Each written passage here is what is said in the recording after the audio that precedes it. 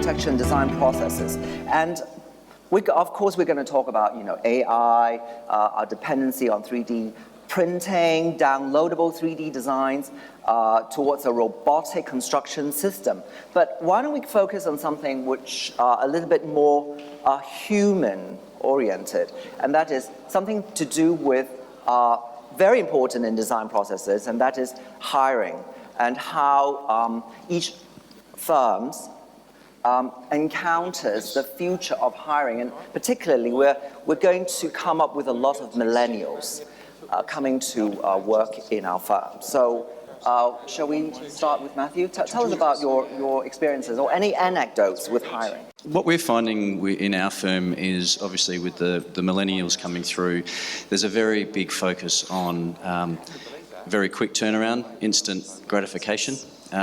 So what we're seeing a trend is the dependence on the computers and on smartphones and the like. So the way our business is heading is more into a more computer and analytical style of architecture, and trying to utilise these computer minds that are now so prevalent, and using them to really help us inform the design process, not just using CAD and 3D visualization. That's something that's done quite regularly now. It's quite commonplace, but it's more about taking the intelligence from these young people and being able to use their scripting abilities and their computer programming abilities to help us inform the design process. So they're the sort of skill sets, or these smart creatives that we look for as a firm.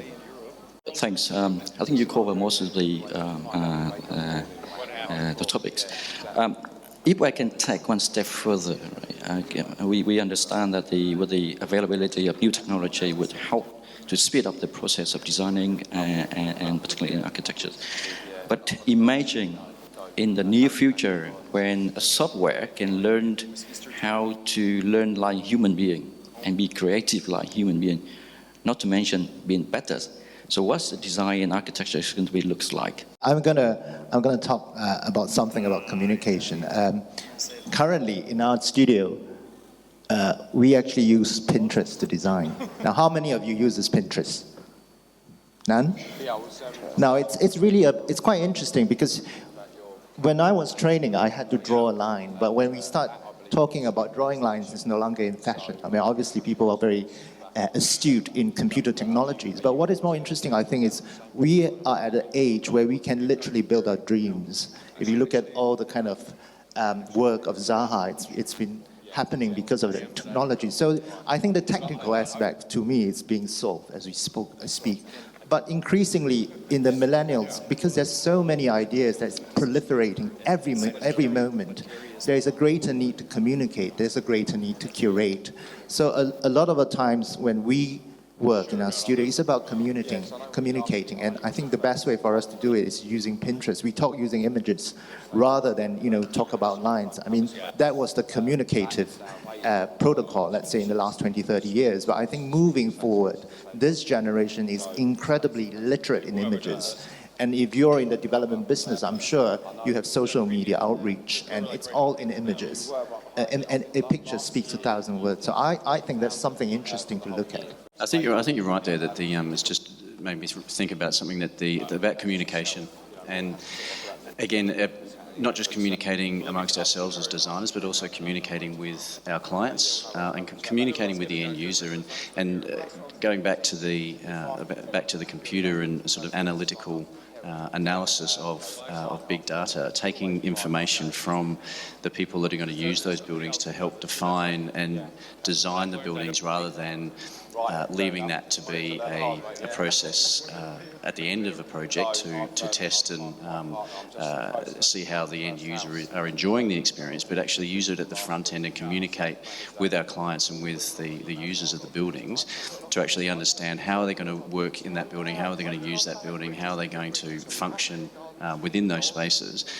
scripting that and applying that to the design process at the front end to create better architecture. So I think it's about communication and how that can then be transferred into the actual design process and how that manifests itself if it's in imagery or in the three-dimensional world in the computer. I think that's the really exciting next steps for all of us as designers.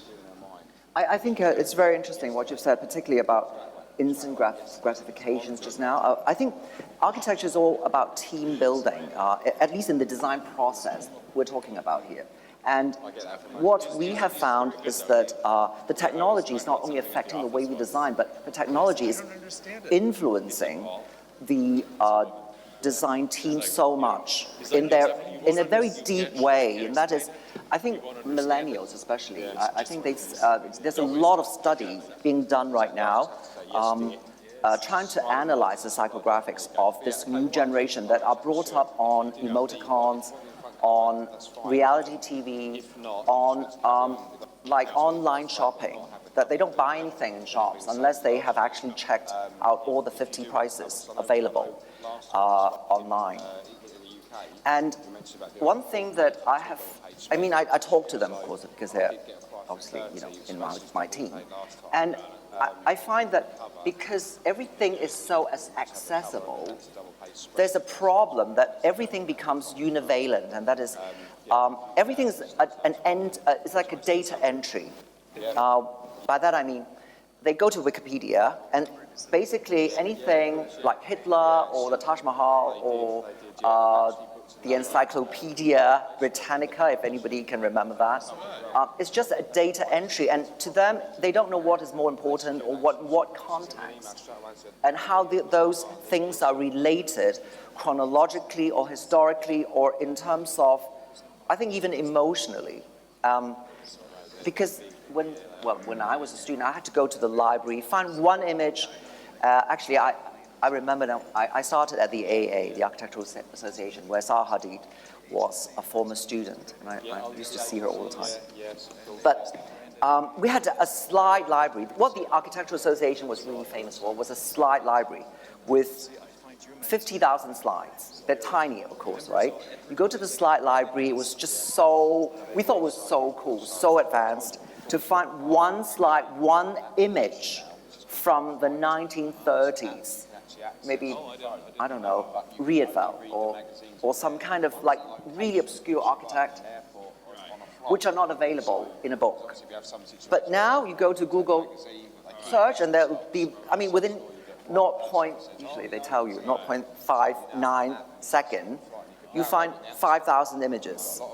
And great, that sounds wonderful, but when everything's so accessible, then the value of these of the information and the images or everything to do with research becomes lessened, I think. And to me, that affects the design team because they don't know what to them, everything, a carrot is the same as, a palace, it's the same as a fish, it's the same as a philosophy or a pop song or a reality show character, and that is definitely going to affect. And that leads up to the next question is education, because you can actually learn everything on YouTube. That's the truth. There's going to be something like university YouTube one day, and people don't need to go to university. They can learn everything on their own, and we have had staff who never went to any kind of formal training, who did amazing work. They don't know a lot about other stuff, but they can do one thing really well, and for whatever reasons, we don't have time to go into the background of these individuals. And that becomes stunning, because I see that in the future, there will be people like that. They didn't go to university, we just found them, and they can do work better than a lot of, shall we say, formally trained professionals. And that is also going to affect the design process. I think I'm more interested in that myself. And yes, instant gratification, they want to be a part of it. And I think the makeup of the team also, like it used to be like the architects at the top and then the trainees or whatever at the bottom. Things are not going to be like that. Yeah, I think it's become a lot more sort of unilateral. That there's, obviously we all sit in studios who don't have the guys sitting off in their ivory towers anymore. It's, everyone interacts and works together. And I think that the back onto the instant gratification about what I always find quite exciting is when one of the younger staff, you see they've tweeted the latest building that we're working on, and obviously there's something that they're proud of, and there's that imagery that goes along with the projects and something that they're wanting to share with their friends and see how many likes they can get on Facebook, and that makes them feel special. And no, I think that exactly what you're talking about with the people that are not necessarily formally trained, but architecture, something that I've always really enjoyed about it is it brings together so many people and so many different disciplines. Typically you have the architect, the engineers, the developers, now your landscape and all those sorts of things, but it's about bringing everybody together, and it's now becoming more and more prevalent in the teams that we work on, that it isn't just restricted to those sort of three main disciplines. You have artists, you have computer software engineers, you have a whole bunch of different people that maybe 20, 30 years ago you wouldn't have necessarily brought together on a project, but now the consultant team is a lot broader, and it's actually, I think, a really good thing, and it's really exciting as an architect and designer to be able to be exposed to such a broad range of different minds that they have, because architecture, it's an equalizer of it's like any other kind of art. Everyone has an opinion, and that's the blessing and the curse of what we do. That everybody either loves something or hates it, and it's, well, I don't like that building. Well, just because you're not an architect, you have an opinion on that building because you don't have a choice. You have to walk past it every day. You have to work in it, live in it, all those sorts of things. So everybody has an opinion on the kind of artistic endeavours that we are part of as an architect. So bringing together a whole raft of people that are from very different backgrounds, and whether they're formally trained or not, everybody has an opinion on design, and that's something that we look for in our teams, about bringing a big group of people together and taking and distilling all of those ideas and applying them to the design process to make a better outcome. I'd just like to contribute. It's very interesting. Before I came yesterday or the day before, I read this statement: millennials don't want to own possessions. They want to own experiences. So I think the key word here is experience. And I think this could be linked to this notion of everything is flat and every information is available by a touch of a finger. But the other compensating element to it is you crave for real experience. If you look at the amount of hipster cafe that's popping out in every corner of the world, we have a few in Haji Lane. I'm sure you have your hipster cafes in Subang Jaya here as well. It's very clear that all these young people, although they have access to the computer freely, but innately we are all human, and you do need physical touch. What you cannot find in the computer, you get to the physical world to get it. And that's where we come in play. I really like the idea of the previous presentation about livable cities. Why is it livable? Because it's a lived experience. It's about creating that memorable, that cool place to be in. And I totally agree with Matthew insofar as the architecture is exciting, because nowadays it is not the architect saying everything. There's many voices in the project. I think that's a great thing, because that's the way we create great lived experience, great places to be in, to live in, to be seen in, and we share it immediately. I think you brought up just one very interesting topic, which the training of the architecture career. I remember my grandfather, when I was 12, my grandfather told me that your future already started yesterday. So in architecture, the institutionalized of architecture career is quite a short history. Before, architecture very much been designed by just about everyone. And from my anticipation in the future, it's going to be just about everyone can do the design and formulate the built environment. So where the future for architect be in that context, It could be that we would be moving toward a more philosophy field in which we will guide a developer or actual owner of the built environment to design their own built environment, and we become a more or less like an inspirational source. I agree. I think that there's an end of the sort of the starchitect, and there used to be, that was the big thing, that you get your starchitect and that's the name that is the designer of your building and that sort of thing. But I think that more and more it's becoming, like you said, that it's about the experience and it's about the user of that building. You know, the developer who sells a building might have there may be some sort of cachet that they can attach with a big name starchitect to their buildings, which I think is happening less and less perhaps, but the end result is something that the users, they don't really care who the person was that designed their building. They just want a good building to live in and work in and be part of. So it's an interesting thing how the education process will change and develop for architects. I've always seen our role as the facilitators of a project. It's the person that herds the cats and brings everybody together. And there's always that genesis of an idea that begins with the creatives. But then where that then goes, you know, there's this kind of, you know, it's always been a team process.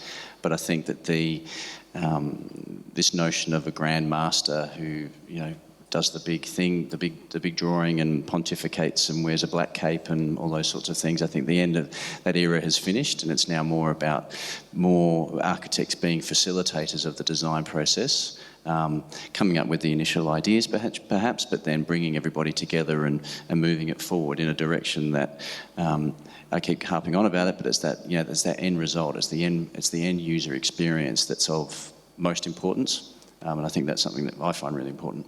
So I think that's a great, line to move on to the next section, that is the design trends. And I think Terence touched upon something really interesting. He said that the millennials are more interested in experiences and not so much in possessions.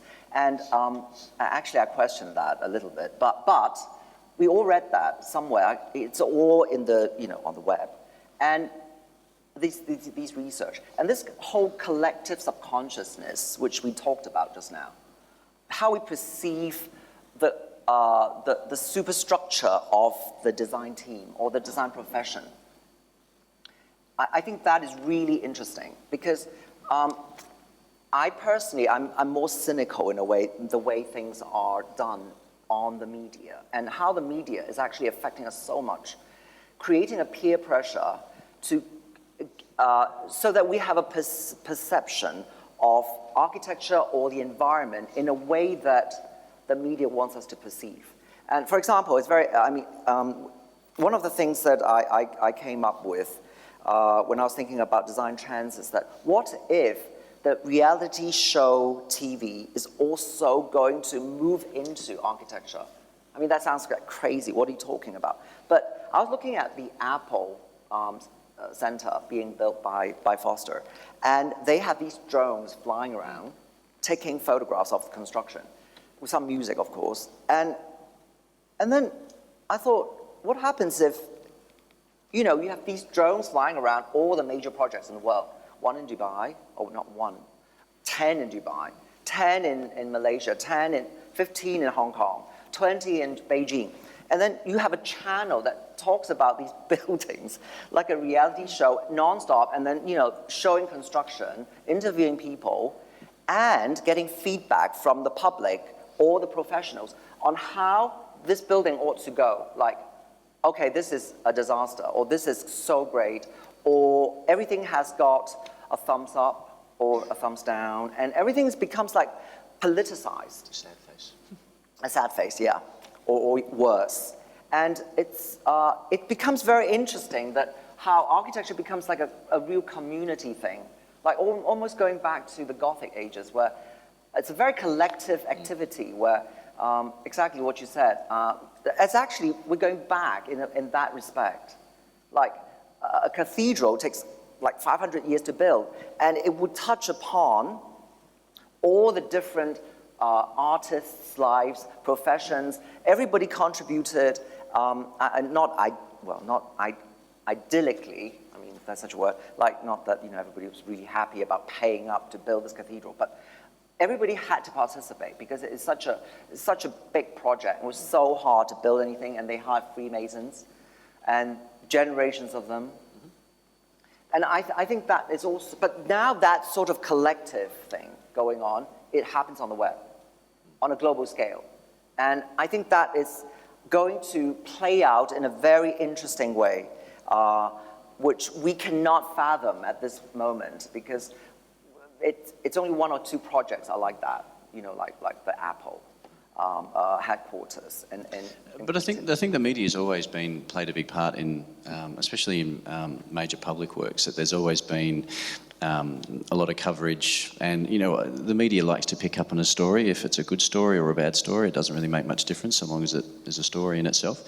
And I think so. It kind of the future that you're talking about kind of scares me to a degree, because I think that there's enough public debate on architecture as it is, which is a good thing. I think it's, in where I'm from in Melbourne, I remember when Federation Square was being built, and I'm not sure if anyone here is familiar with that project or not, but it polarised Melbourne. I can't remember where I was in my career at that point, but I'd graduated and I was working in a firm in Melbourne, and you'd go out for a drink on a Friday night and you'd go to one of the bars or the restaurants or whatever in Federation Square, and what was there previously was these hideous gasworks buildings, and there were an eyesore, and there was a really dodgy fish and chip shop downstairs, and it was just rubbish. So what they did was they knocked it all down, and they decked over active rail, which is obviously a feat in itself, and built something that was well over budget. But at the end of the day, it created a focal point in Melbourne, and there's always been this Sydney-Melbourne rivalry. Sydney have the Opera House and the Harbour Bridge, and Melbourne has good coffee. So that's the only saving grace that we can kind of say. But when Federation Square was built, and you'd go and visit there, and it goes back to what I was saying earlier about everybody having an opinion on architecture. It polarised Melbourne in a lot of ways, but it made architecture a very hot topic for everybody in the city, regardless of whether you were an architect or not, regardless of whether you loved it or you hated it. All of a sudden, everybody had an opinion on architecture, and it expanded out past this one building and made people look to the other buildings in Melbourne with a more critical eye is the wrong word, but people started to look at their city in a different way. I think that they were starting to have that discussion and that discourse amongst themselves about the design trends and what makes a good building and what doesn't, and how Federation Square operated, and whether they thought it was good or whether they thought it was bad. But at the end of the day, it's been, I don't know how old the building, the development is now. It's probably 10, 15 years old, but it's still very much an active heart of Melbourne. It's on the Yarra River. It's got a very big open plaza where everybody congregates for. They haven't got tickets to the MCG for the grand final, or they don't have tickets to the tennis or whatever. They all congregate. They put the chairs out and they watch it in the Federation Square main plaza. So it's. I think the media has always been a platform for people to voice their opinions on architecture and design. If it becomes a 24-hour reality TV show, I'm not sure how that will be a benefit or not, but it's something that obviously is a possibility. I think it's beneficial for those who like to watch 24-hour reality shows. But I think, if you look at the history of architecture, it has always got a very tenuous relationship with media. When they first built the Eiffel, probably half of Paris thought it was the ugliest building on earth. But if you go to Paris, you would be quite silly not to visit Eiffel. I think the difference is, with technology, that speed of circulation has been exponential. It's already happening, the kind of reality show. If you look at Big's project, BIG's project in New York, every week on my Arch Daily or the Zine, I will see or every month I'll see some updates of how nice the curves are going out. And I actually think it's quite a nice thing be able to reach out to the general public about these really important projects in cities. And I think whether you take those comments on, it's quite good to have that discussion and that as well. Interestingly, about this notion of the profession and the trend growing towards kind of an assemblage system of producing design, the latest Turner Prize winner in UK is actually an architectural practice called Assemble. You would think, what has an architectural firm got to do with artists? Turner Prize is usually given to the major artists in UK on a Tate. But they are a bunch of students who haven't even got their, I think, accreditation, and they just went along to this village in North England, I think, and they just wanted to do this great community building underneath, I think it was a viaduct. And they just talked to those houses along the street, and they just finished it. And they did it in a way which is very collaborative. It's almost like a medieval process. It's amazing if you look at the whole process and see where they eventually come out with, and all the kind of barriers they had to go through against the local borough and how they won them eventually. I think it's quite an interesting way of practicing architecture. The problem, I think, is a lot of the modern kind of bureaucratic instruments are very slow to react to the way society moves, especially in this kind of digital age. And but I think there are inspiration that we could always look at and see how we can find lessons in them.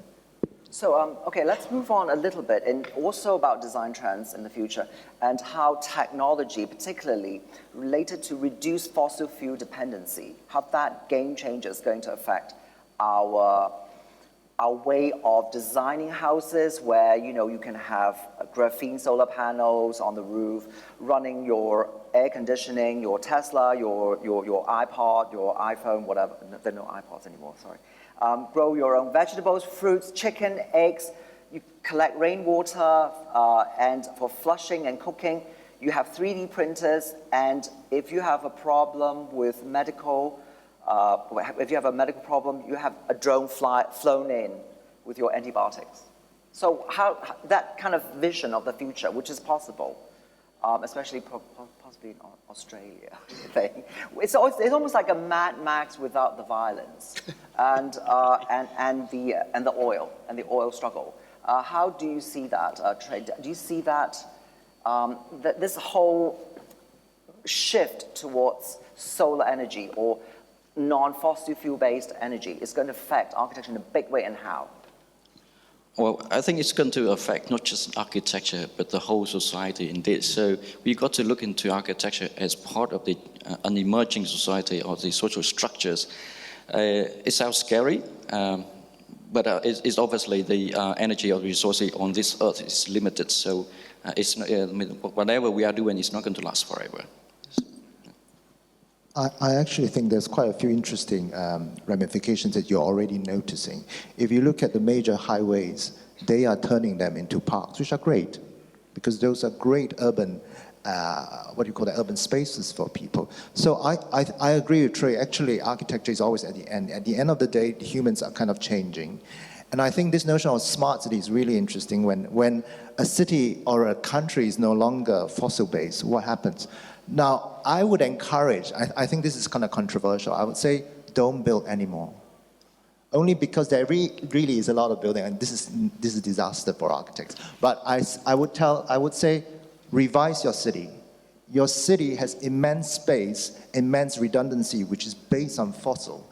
And if you look at the current trend, it's very clear that you do not need that much infrastructure and in KL, it's very clear that you're developing your infrastructure in terms of transport infrastructure. In Singapore, you're right to say we are doing ERP. In fact, we are doing GPS. Very soon, we do not have gantries. The government will track our every life, our private lives as well. But I think the beauty of it is then we are trying to aim for a car-light society in future, hopefully carless. And what is going to happen is we're going to move around in PDDs, personal transport devices, all these little things that my son, the Unisegway, is incredibly kind of adept at. And it's a different kind of city. It will be quite interesting because a lot of the spaces that you traditionally would have for huge amounts of car parks, you have to be really creative. What are you going to do with them? So I think those are interesting moments, especially in mature cities, which has been developed based on a carbon or kind of carbon-heavy path. it's really to start thinking, how do we revise the city? What's the city version 3, version 4, version 5?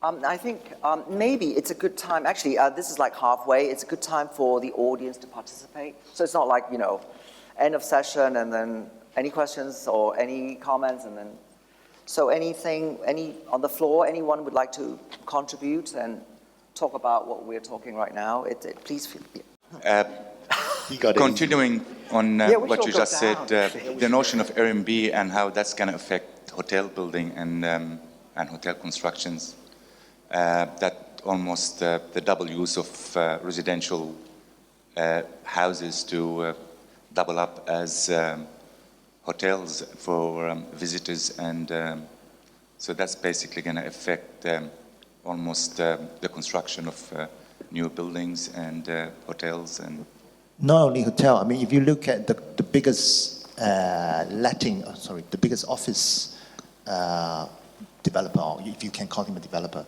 WeWork, they have the biggest pool of offices, but they don't own any one of them, as I understand. So you have WeWork, you have Airbnb, and then you have the traditional developer model. I mean, in the industry, there's this big scary word called consolidation. But I think for a consumer, that's great. When I go for holiday, I go for Airbnb, I'm sorry. But that also gives us the opportunity to be innovative. Sorry, what did you say? You go to what? Airbnb, when we go for holiday. Airbnb. Yeah, so I mean, it's good price and then you get a great experience. Of course, I do use conventional hotels, but I think there is a lot of opportunity when the economy turns, and then you just have to deal with the consolidation.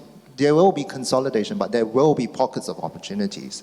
And so the greatest challenge for us all, including myself as an architect, is really finding this moment where the economy generally needs to change gear. This is not a isolated phenomenon. We have in Singapore, if you go to conferences hearing people from Shanghai, they have the same issue, but it's really interesting listening to how other cultures or other kind of economies deal with it.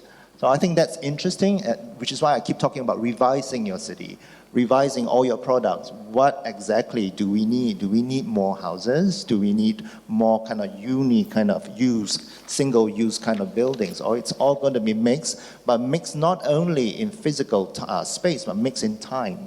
So actually, what you said was really interesting, Terence said, because you said Airbnb, and then suddenly I have a vision of Westworld, if you know what that word means. It's like an experience that you can buy. You live in the house of some writer or someone else's life. It's like living someone else's life for a day or two.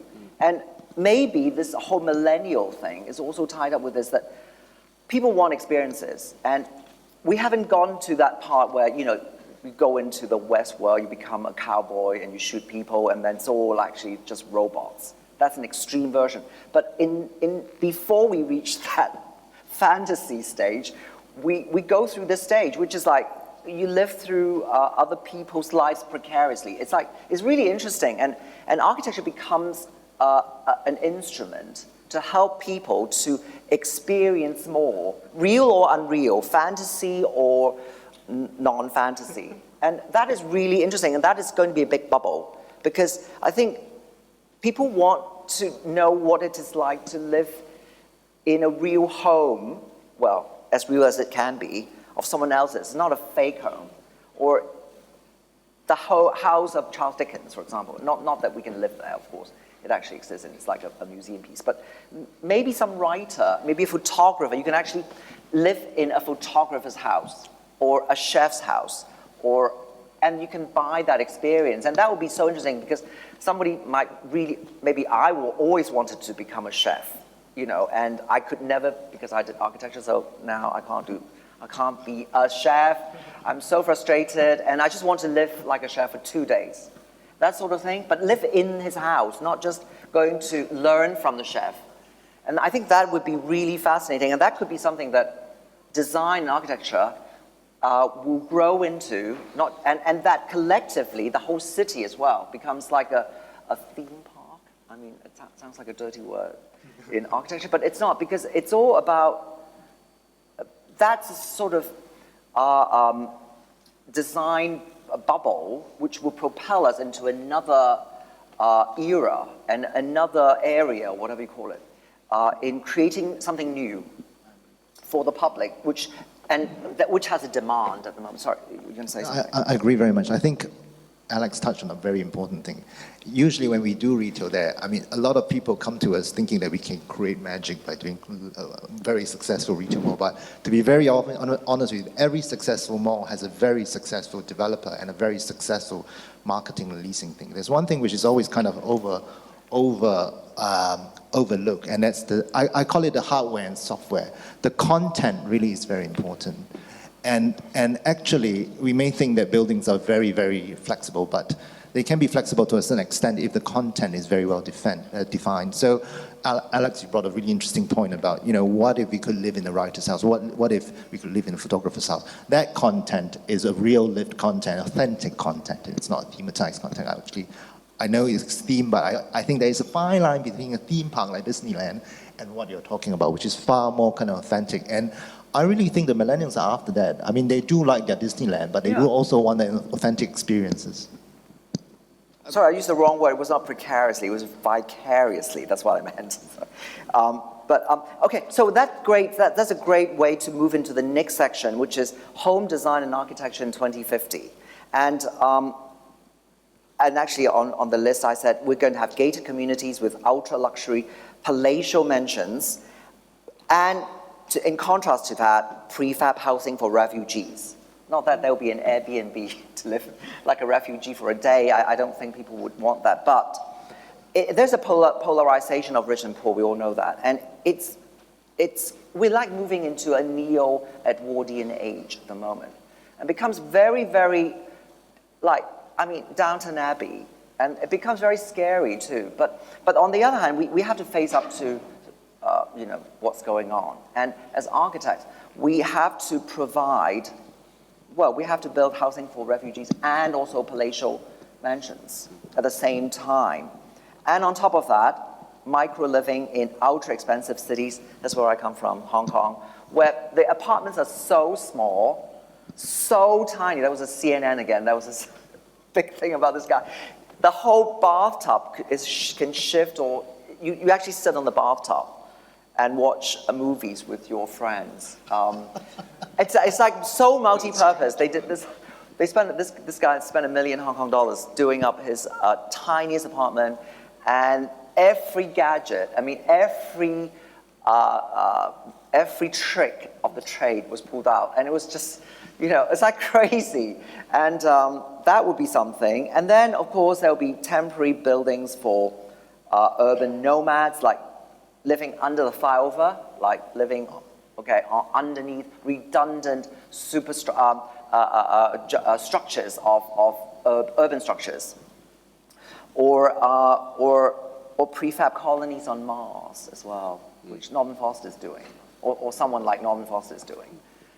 Tell us about what your idea of home design. Tell us what you're experiencing. Look, I think it varies from place to place. I think you're right. In places like Hong Kong, there are the ultra tiny apartments. Again, even though I live in Kuala Lumpur, I'm referring back to Australia here. But they're bringing in place, and there's new planning restrictions on how small apartments can actually be, and there's mandatory requirements for natural daylight and natural ventilation and those sorts of things. I think that there is that fine line between developer driven aspects to a project, but then there's also good design that needs to come through as well. And you said something earlier about growing your own crops and those sorts of things, and because we're a lesser dependency on fossil fuels, I don't think we're all going to become farmers, but I think the good design is something that's going to be very much something that needs to be focused on. That it's not just about design, building something because you've got a block of land and this is your plot ratio, and I'm going to throw up a 60-story residential tower and hope that investors buy it because it's a good place to put their money and don't rent it out. I think it's something that you need to rely heavily on the design team to actually create good buildings and good architectural outcomes. That I see a lot of the over the past sort of 6 to 10 years, this development of GBI indexes and platinum and LEED and all these sorts of different environmental stickers that you can put on your building to make you feel good about the project that you've built. But in reality, if it's a good design and it's good architecture, it should be taking into account the the passive solar, how you orientate the building, how you shade the facade that takes a lot of solar gain, how can you naturally ventilate and get cross ventilation through. The presentation before we came up here about there's an image of the Malaysian vernacular of the houses elevated off the ground, open on both sides to allow that natural ventilation, allowing free flow of air underneath the building to again cool it down. There was no air conditioners, there was no reliance on triple glazed double facades and the like. So and I'm starting to see it a bit here in Malaysia, which is exciting about that, a resurgence of looking back to utilising the geography of where we are and responding to the environmental conditions with the buildings that are going up. There are a lot that aren't. There's a lot of just big glass dump boxes that are being built, but I think that there's a few buildings and the aesthetic of certain projects aren't what excite me. It's what those projects are actually trying to do, creating breezeways to allow a lesser dependency on air conditioning. And you said something about the putting PV cells on your roof to run your air conditioner. Well, rather than running PV cells on your roof to run your air conditioner, well, don't have an air conditioner at all, but design your buildings properly to allow you to have a cool environment and a tempered space without actually having to rely on that. So that's where I think the reliance on good design is going to become more and more important, and almost it needs to be mandatory that the buildings that we do respond to these things and don't rely on mechanical ventilation and air conditioning and all those sorts of things. It needs to be about employing all the great design techniques and elements that all of the people back in the day used to do, because that's just the way it was. Why would you put a veranda around your house? Because it makes my house cooler. Those sorts of things that are what I think we read to. It's not just about building a big edifice that's going to win lots of awards because it photographs nicely. It's about a building that responds to its environment and responds to the people inside of it, and actually alleviates that necessity for the fossil fuel dependency. Alexander, sorry to interrupt. I'm just going to have to ask a question. We have to conclude because we're a bit pressed for time, but I've got a question over here. I'm Jojo Fabricante from Abida Land from the Philippines. I think your discussions on future architecture and design is very interesting and very insightful, so I'd like to thank you on that. However, I'm quite curious on what your opinions are in the matters of the future architecture. You were mentioning a while ago about the design being responsive to the culture and behavior of millennials, which prompts me to ask, have there been already thoughts from your design firms on the next generation, which I think is Generation Z, I think. And since have you already been thinking of these, the emerging trends of the upcoming generation? And you were also, number two, you were also mentioning about the trending of micro apartments, not just in Hong Kong, Alexander, but also even in the US and even in Manila. So with this trend of micro apartments, the Gen Z, and also inclusiveness, not just the usual solar technology and also the passive cooling and all. Fourth, do you also have thoughts on the technology of architecture for nanotechnology? You also mentioned, Alexander, the 3D printing, and what other future thoughts that you already have in your brainstormings? Thank you. Sorry, what did you say? What was the last word? Alexander. The last word in your hour. What are your thoughts already, including in your designs, stuff like nanotechnology and the layouts using inclusiveness? Oh, okay. Well, actually, I think it's addressed to all of us, and thanks for the questions and the comments. I think the millennials thing, of course, it's actually, I think millennials are anyone born after like 95 because that means that they would be 5 when they would the year 2000 or something like that. It's not, I think millennials is not people born after the year 2000. So they will be in the workforce very soon, and we don't know how to handle them actually because it is new, of course. And anything about micro apartments is that we actually think that there will be no sitting rooms, living rooms in the future. It's all going to be one big area where people eat.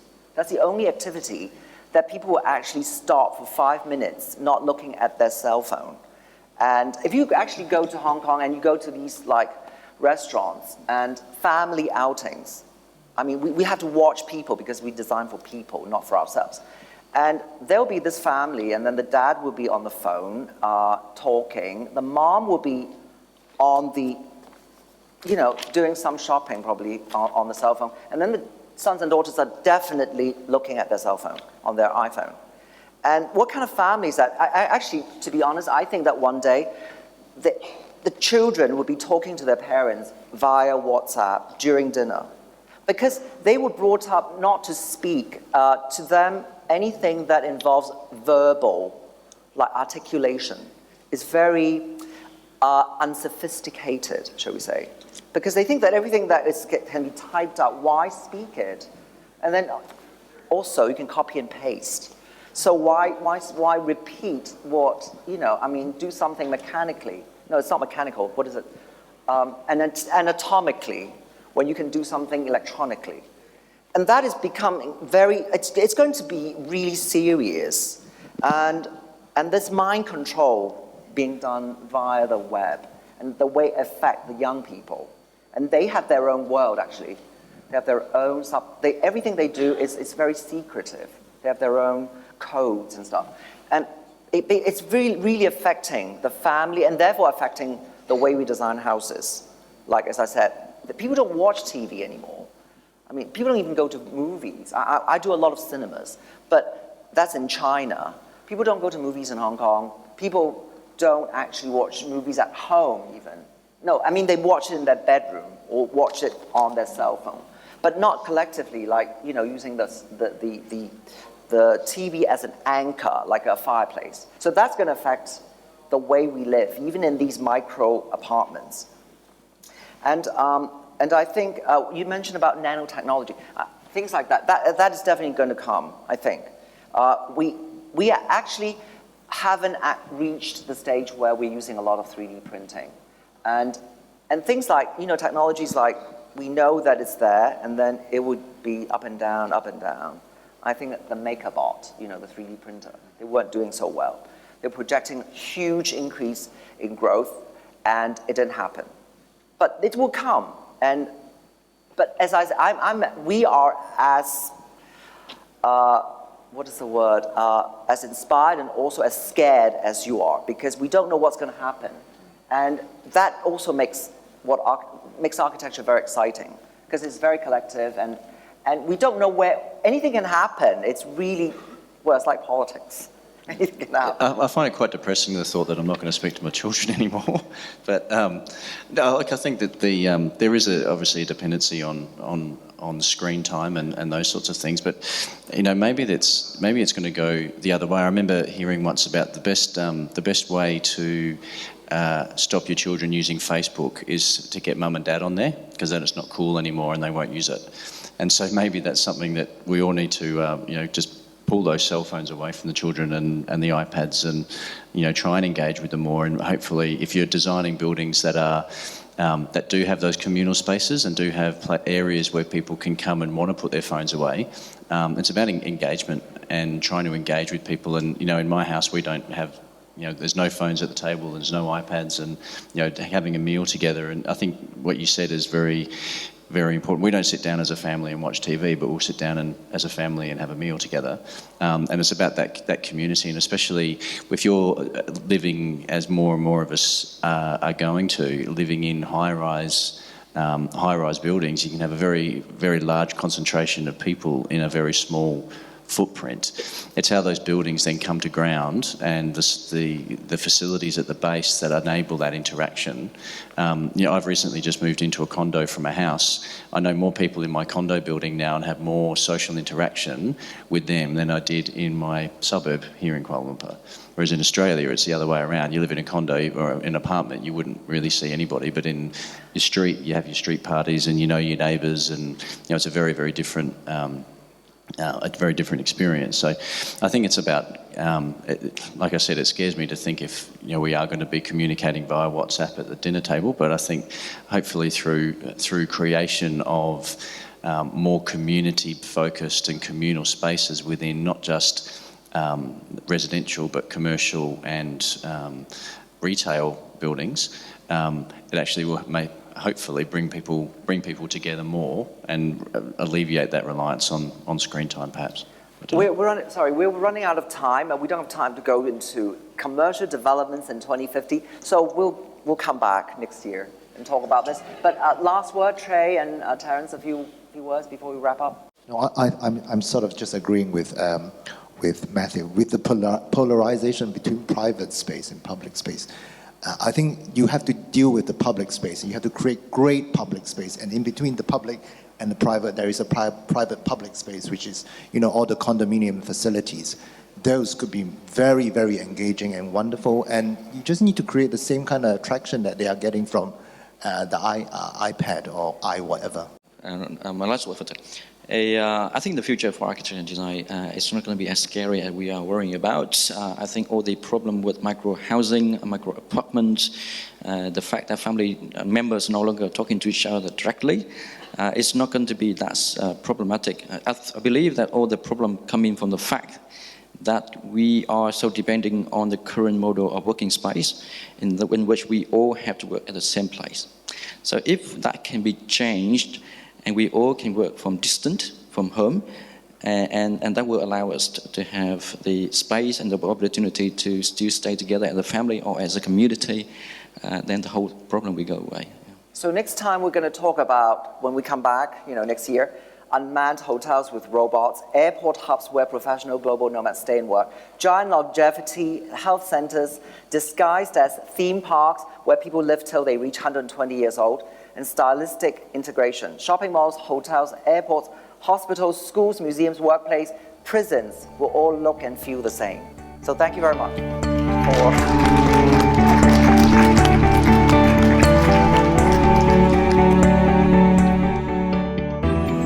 Hello, this is Alexander Wong again, and this is during the gala presentation of awards for the Asia Pacific Property Awards 2016. And after the panel discussion yesterday on future architecture, I want to ask one of the panelists, Mr. Matthew Gall of Bagot, what he thought about those discussion and participation of the audience, whether it was at all progressive enough and interesting enough. Look, I think it went really well. I think it's always interesting when you talk about the future of any kind of medium. We had 4 people there, myself and Alexander included, trying to talk about the future trends and the like. So look, I think it was an interesting exercise of taking 4 individuals' experiences and ideas and talking about them in a discussion environment. Opening it up to the floor, I think, was a very good idea, because it enabled the crowd to have a little bit of physical interaction with us on stage, and it kind of took the conversation in a different direction, which I think was really quite interesting. Right. Okay. So what about when you go back to the office? Okay, you're going to face up to some of these millennials and these difficult, like subordinates. What are you going to tell them? I mean, your team about future architecture. How are you going to deal with them? It's about listening. It's about listening, and it's about you listening or them listening. Look, it's a two-way street. Both. It's a two-way street, yeah. Alexander. I think that we have to listen to them, and they have to listen to us. Like we can't all appear to be experts in everything because we're older. We have to understand that people who are younger may have an opinion which is just as valid as somebody who has more experience. And I think that's something that we talked about and touched on a lot in the panel discussion, that it's not so much about what you've learned and what you've been taught and maybe the degree that you've got. It's about opinion, and architecture is all about opinion, and so is design. Everybody has an opinion about what they think makes great design. So if you're a millennial and you have some amazing idea, it's about us listening to them and them listening to us, because we have seen a lot of things in our lifetime and in our albeit short lifetime, but and in our careers. So I think it's a two-way street. It's about listening in both ways. Excellent. Thank you, Matthew from Bagot. So we'll come back to you guys later. Great. Now we're back with the panelists again, and we've got Trey here from Atkins, and he was one of the panelists yesterday. So we want to ask him what he thought of the discussion yesterday and the participation of the audience, in particular, the kind of enthusiasm that people expressed after the discussion. And Trey. I feel the discussion yesterday was very, very interesting, and it was very engaging as well between the panelists and the audience as well. And the interesting thing about yesterday was that we find a common language between architects, designer, developer, and people engaged in the construction industry about the direction that architecture and design in the future is going to be heading. And it's all about communities, all about having respect toward the living environment surrounding our built environment. Another interesting thing about what we learned from yesterday was that the design process, both in architecture and the design, is going to be more engaging with the community. It's no longer an exclusive platform for architects, engineer, or designer only. It will be with a wide range of stakeholders. Okay, so when you go back to your office and you meet with all your junior architects, okay, or these millennials, these trainees, what are you going to say to them about the future of architecture? As I said yesterday, the future for architecture and design has already started from yesterday.